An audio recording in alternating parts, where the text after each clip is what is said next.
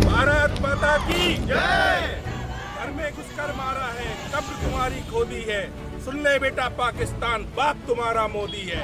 ये बदला नहीं है, ये छोटा सा स्टार्ट है। तो जितने भी मारे जाएं वो कम है, क्योंकि वो जो जिस प्रकार से उन्होंने घृणित कार्य किया है वो कहीं से भी क्षम्य नहीं है। बहुत ही गर्व की बात है। भारत ने दिखा दिया है कि हम आतंकवाद का समूल नाश करेंगे। सिंदूर का बदला खून से दिया गया। पाकिस्तान के आतंकवादियों के घर को उजाड़ दिया गया कि जड़ से ही खत्म कर दो उनको।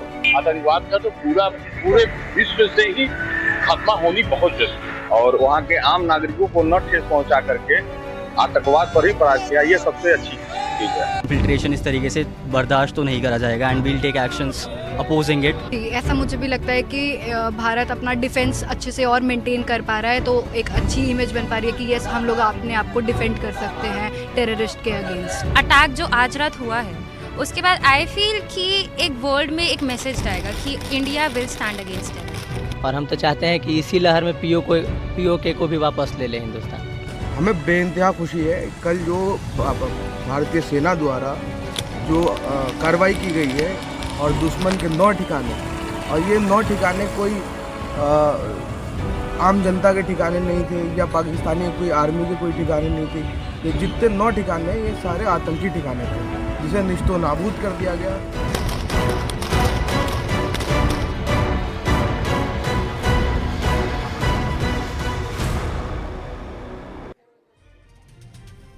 नमस्कार, स्वागत है आपका एक्सरे रिपोर्ट में। आज एक्सरे करेंगे पाकिस्तान पर हुए इस स्ट्राइक का। जो कह रहे थे ना कि हम भारत को देख लेंगे और कह कर गए थे कि मोदी से कह देना।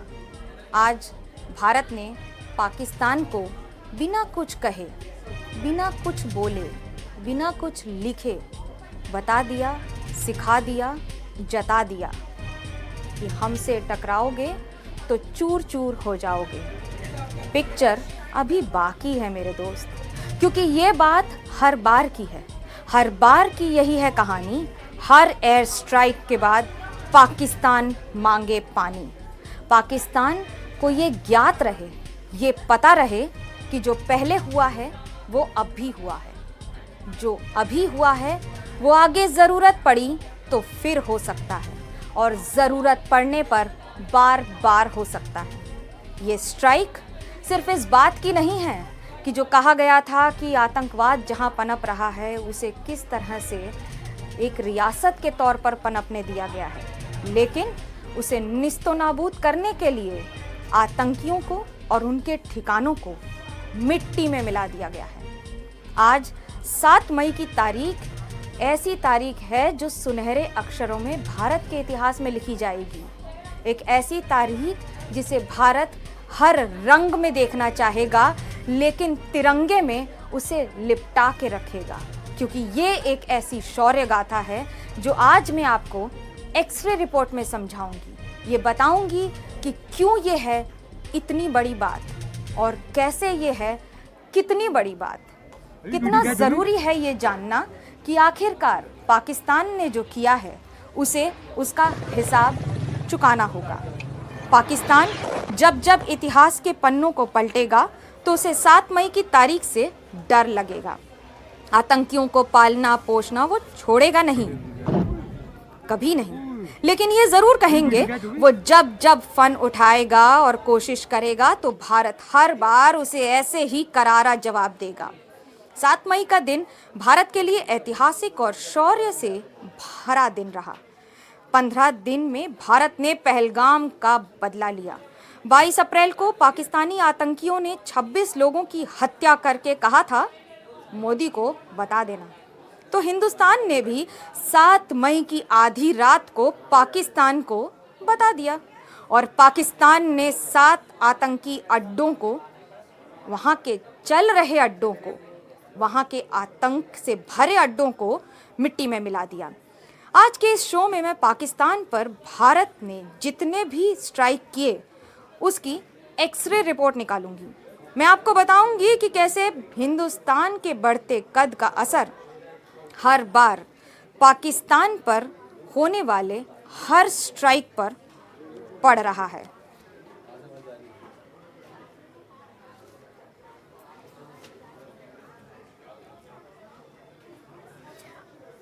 अब आपको दिखाते हैं कि वो कौन से 9 कैंप थे। ये जानना इसलिए ज़रूरी है कि रात को 1:05 से 25 मिनट तक जिस तरह से इस 25 मिनट में पाकिस्तान को पूरे भूगोल का नक्शा नज़र आ गया होगा, वो कैसा था। भारतीय सेना ने रात ठीक 1:05 तक आतंकी अड्डों पर एयर स्ट्राइक की। 25 मिनट में टेरर कैंप्स पर 24 मिसाइलें दागी। ब्रह्मोस, हैमर और स्कैल्प क्रूज मिसाइल से पाकिस्तान ने कहां-कहां ये हमला झेला और भारत ने कहां-कहां ये हमला किया, इसकी डिटेल्स आपके लिए जानना बहुत जरूरी है। सबसे पहला आतंक का एयर स्ट्राइक जहां हुआ वो है सवाई नाला कैंप। एलओसी से सवाई नाला कैंप करीब 30 किलोमीटर दूर था और ये कैंप मुजफ्फराबाद के पास ही चल रहा था। ये लश्कर तैयबा का ट्रेनिंग सेंटर है। 20 अक्टूबर 2024 में सोनमर्ग पर हमला, 24 अक्टूबर 2024 गुलमर्ग हमला, 22 अप्रैल 2025 पहलगाम हमला। इन सभी हमलों के आतंकियों ने सवाई नाला कैंप में ट्रेनिंग ली थी। दूसरा हमला पाकिस्तान में एयर स्ट्राइक की दूसरी लोकेशन थी मुजफ्फराबाद का सैयदाना बिलाल कैंप। आतंक पर यहां भी एयर स्ट्राइक हुई। सैयदना बिलाल कैंप जैश-ए मोहम्मद की गतिविधियों का इलाका था।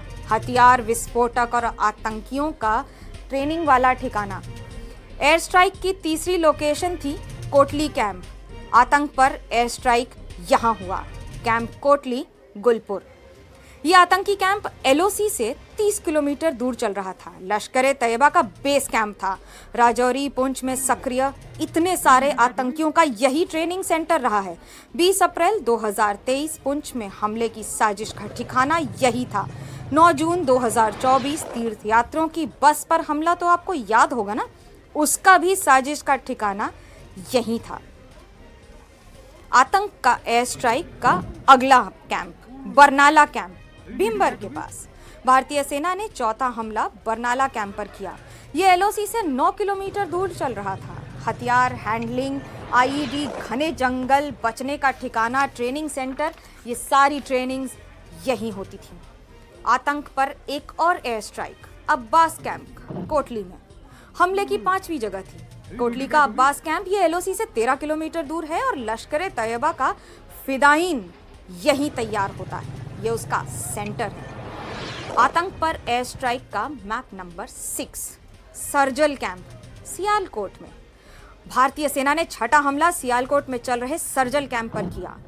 15 मार्च को जम्मू कश्मीर पुलिस के अधिकारियों पर हमला इसी कैंप में ट्रेनिंग पाए हुए हमलावरों ने किया था, आतंकियों ने किया था। आतंक का अगला एयर स्ट्राइक था जोया कैंप, महमूना में। आतंक के सफाए के लिए 7वां हमला जोया कैंप पर हुआ, जहां हिजबुल मुजाहिदीन का सबसे बड़ा कैंप था। जनवरी 2016 पठानकोट एयरबेस हमले की साजिश का अड्डा था। आतंक पर अगला एयर स्ट्राइक मरकज तैयबा कैंप, मुरीद के में सबसे बड़ा सेंटर माना जाता है और ये मुरीद के से ऑपरेट हो रहे मरकज तैयबा कैंप पर हुआ। 2008 और 26/11 हमले का प्लान यहीं बना था। डेविड हेडली याद है ना आपको, वो भी यहीं से ट्रेनिंग लेकर गया था। इसके बाद आता है सबसे आखिरी और सबसे महत्वपूर्ण मरकज सुबहान अल्लाह बहावलपुर में। हमले की 9वीं लोकेशन थी पाकिस्तान का बहावलपुर, जहां जैश-ए मोहम्मद के हेडक्वार्टर को तबाह किया गया और यहीं पर आतंकी अख्तर की गतिविधियों का केंद्र रहा है।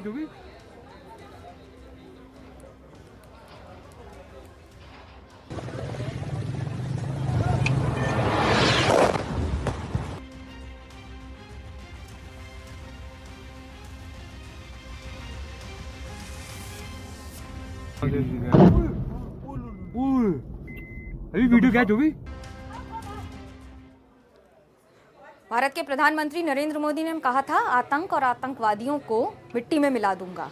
वहां मिट्टी की जरूरत नहीं है, लेकिन मैं यहां पर आपको भारत, पीओके और पाकिस्तान इस प्रतीकात्मक जगह पर आपको दिखाएंगे कि किस तरह से हमला हुआ है। और मेरे साथ हमारे guest major general retired AK Siwach हैं। सर, आप ये बताइए कि इस कैसे कैसे हम इसे एक्सप्लेन करें, और ये जितने भी कैंप्स हैं उसके बारे में बताइए। हाँ देखो, ये समझना पड़ेगा कि ये जैसे भारत है और ये पीओके है, पाकिस्तान ऑक्यूपाइड। हम ये दोबारा बता दें कि हम भारत में खड़े हैं, हम भारत के हैं। और ये जो है इनका पंजाब का इलाका है। आज अभी तक इन्होंने ये नहीं सोचा था कि कभी भारत जो है पंजाब के इलाके में आ सकता है। ये जो कैंप हैं, स्पेशली जो एक प्रकार के हेडक्वार्टर हैं भवालपुर में, मुदिरिका जो भवालपुर में एक प्रकार से किस तरह से रात को ये ऑपरेशन हुआ? हाँ वही मैं बता रहा हूँ कैसे कैसे हुआ? मैं ये आपको समझा, तो मैं ये कहने की कह रहा हूँ कि भवालपुर में जिस प्रकार से जैसे मोहम्मद का है और लश्कर तोबा का कैंप मुदिरिका में है और सियालकोट, ये जो 4 जो हिट किए हैं टारगेट वो हैं पंजाब में और 5 है पीओके में। तो ये नहीं सोचा था उसने कि ये हो सकता है कि पंजाब के अंदर भी हिट करे, क्योंकि आईबी क्रॉस करते। ये सच्चाई है कि एक प्रकार सरप्राइज अचीव किया था। पाकिस्तान को ये नहीं पता लगा कब और कहाँ हुआ और किस हिसाब से होगा, क्योंकि देखो अभी आज मॉकअप ड्रिल भी थी, कहीं ना कहीं विक्ट्री डे भी मनाया जा रहा है, उधर भी फोकस था पूरे वर्ल्ड का। तो भारत ने बहुत अच्छा टाइम सेलेक्ट किया और 25 मिनट के दौरान में 9 टारगेट को बिल्कुल डिस्ट्रॉय कर दिया। और उसके अंदर 3 में जो आपने ठीक बोला, लश्कर तोबा जैसे मोहम्मद और हिजबुल मुजाहिदीन का हेडक्वार्टर था, और जो 6 हैं वो थे जो ट्रेनिंग एरिया थे, जहाँ पर आतंकवादियों को ट्रेनिंग दी जाती है, मोटिवेट किया जाता है, फाइनेंस किया जाता है और फिर भारत में भेजा जाता है। ये जितने भी ट्रेनिंग एरियाज जिनको टारगेट किया, ये मुजफ्फराबाद में है 3 तो, और फिर कोटली में है, और फिर इसके बाद आपके जो गुलगर्ब में है, और इसके बाद जो जितने भी ये हैं कैंप, मैं कुछ बताना, ये वो कैंप हैं जिनका एम रोल रहा है लास्ट 3-4 साल में।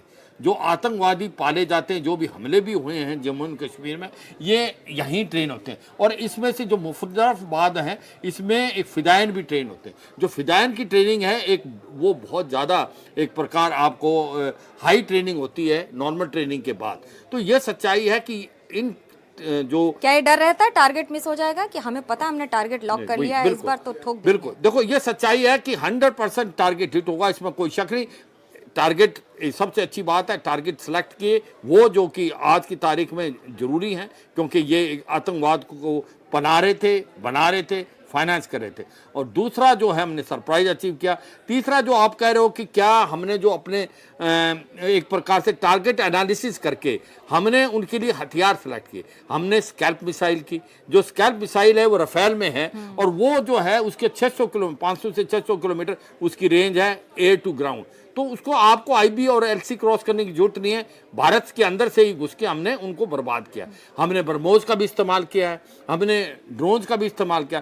कहने का मतलब है हमने एक हैमर मिसाइल है उसका भी इस्तेमाल किया, जिसकी 150 से 200 रेंज है।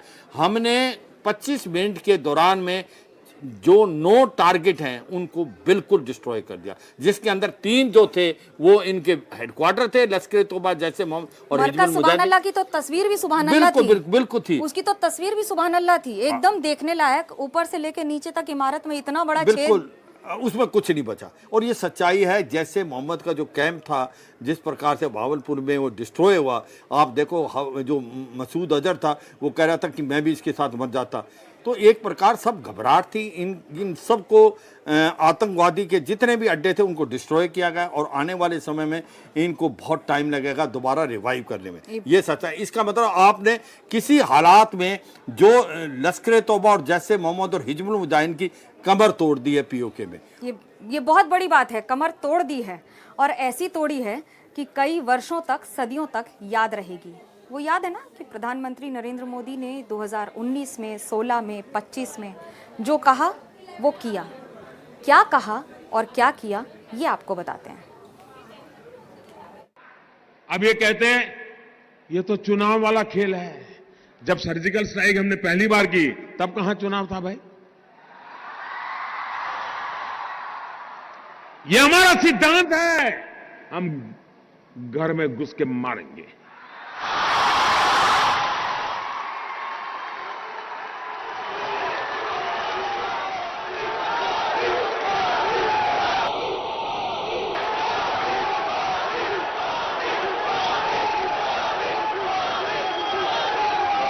कोई देश ऐसी असहाय अवस्था में नहीं रह सकता है।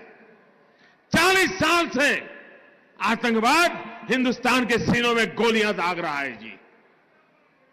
भारत मां की सीने में गोलियां दागी जा रही है, बम धमाके किए जा रहे हैं, निर्दोषों को मारा जा रहा है। लेकिन वोट बैंक की राजनीति में डूबे हुए लोग कदम उठाने से डरते हैं।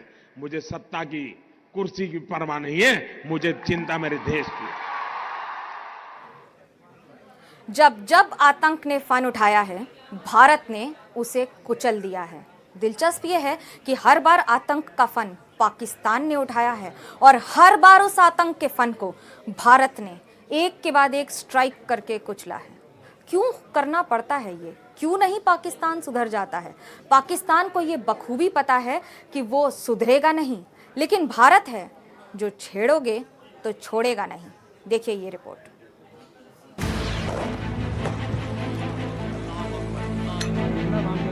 पाकिस्तान ने भारत के ऑपरेशन सिंदूर की ताकत देखी, हिंदुस्तान के प्रहार से आतंक की हार होती देखी, भारत की वीर सेना का पराक्रम देखा, आतंक को मिट्टी में मिलते देखा। भारत जो कहता है वो करता है। मैं बहुत स्पष्ट शब्दों में कहना चाहता हूं, जिन्होंने ये हमला किया है, उन आतंकियों को और इस हमले की साजिश रचने वालों को उनकी कल्पना से भी बड़ी सजा मिलेगी। जिस पाकिस्तान को आतंक की दुकान पर गुमान है, जिस पाकिस्तान को दहशत के आकाओं से दुलार है, आतंक के वो आका जब जब सिर उठाएंगे, भारत के शूरवीर उनका वजूद मिटाएंगे।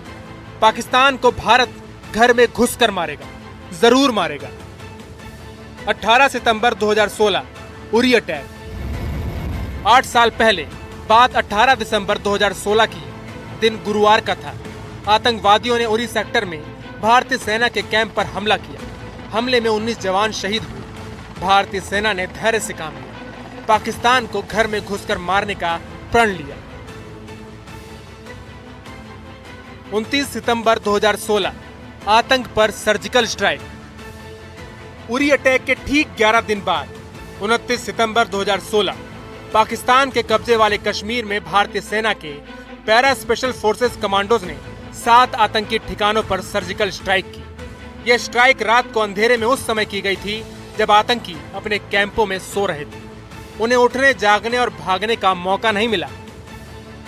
करीब 3 साल बाद पाकिस्तान ने एक और हिमाकत की। 14 फरवरी 2019 पुलवामा सीआरपीएफ के काफिले पर हमला। 14 फरवरी 2019 एक काली तारीख थी जब पाकिस्तान ने कायरता का सबूत दिया था। पाकिस्तान में मौजूद जैश-ए-मोहम्मद के आतंकियों ने पुलवामा में सीआरपीएफ के काफिले पर आत्मघाती हमला किया था। 40 जवान शहीद हुए थे। पाकिस्तान को उसकी इस हिमाकत की भी सजा मिली। 26 फरवरी 2019 बालाकोट एयर स्ट्राइक। ठीक 12 दिन बाद 26 फरवरी 2019 पाक को सबक सिखाने के लिए, पाकिस्तान के आतंक का नामो निशान मिटाने के लिए भारतीय सेना ने फुल प्रूफ प्लान बनाया। 150 कमांडोज की मदद से सर्जिकल स्ट्राइक को अंजाम दिया। ये पहला मौका था जब आतंकियों के खिलाफ दुश्मन की सीमा में घुसकर सेना ने ऑपरेशन को अंजाम दिया। भारतीय सेना के जवान पूरी प्लानिंग के साथ 28-29 सितंबर की आधी रात पीओके में सीमा में 3 किलोमीटर अंदर घुसे और आतंकियों के ठिकानों को तहस नहस कर डाला था। Bureau report, NDTV India. आपको लग रहा होगा 3 किलोमीटर, 50 किलोमीटर, 150 किलोमीटर। बात किलोमीटर की नहीं हो रही है, बात उस टारगेट की हो रही है जिसे लॉक करके ठोक दिया भारत ने। ऐसा ठोका कि वो कई वर्षों तक दर्द देगा, दर्द ऐसा जिसका मरहम नहीं मिलेगा। और देश के रक्षा मंत्री राजनाथ सिंह ने तो कह दिया, करारा जवाब मिलेगा। सुनिए क्या कहा उन्होंने। मित्रों, हमने हनुमान जी के उस आदर्श का पालन किया है जो उन्होंने अशोक वाटिका उजाड़ते समय किया था। ये न मोहि मारा, तिन मोहि मारे। हमने केवल उन्हीं को मारा जिन्होंने हमारे मासूमों को मारा। जिन तही मारा तय मैं मारे। सुंदरकांड की ये दो पंक्तियां राजनाथ सिंह ने, देश के रक्षा मंत्री ने सुनाकर हनुमान जी को तो याद कर लिया, लेकिन हनुमान जी के पराक्रम की दो पंक्तियां और हैं उसी सुंदरकांड से।